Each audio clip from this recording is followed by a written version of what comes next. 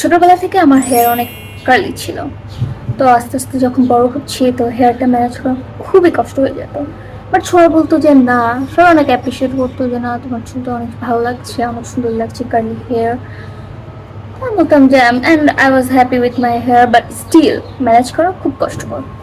তো একদিন ডিসাইড করলাম যে না, আমি এবার আমার চুলটা রিমন্ডিং করে ফেলি, তাহলে আমার ম্যানেজ করা একটু ইজি হয়ে যাবে। তো আমি গেলাম স্যালনে।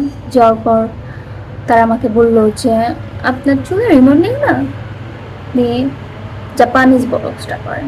ওকে ফাইন, করি তাহলে, সুন্দর যেহেতু লাগবে। করে ফেললাম জাপানিজ বটক্স।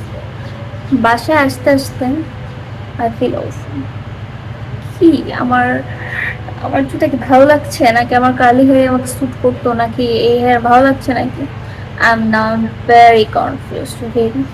জানি কি করবো, আমার চুল তো ভালোই লাগছে না।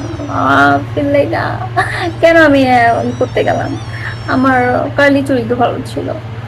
এখন আমাকে তোমরা জানাবা, আমি কালকে আমার চুল দেখাবো, এখন আমাকে জানাবা যে আমার কার্লি হেয়ার বেটার ছিল নাকি এই হেয়ার বেটার লাগবে। আমাকে জানো, কার্লি হেয়ার যেহেতু দেখেছো তোমরা, আমাকে জানাবা।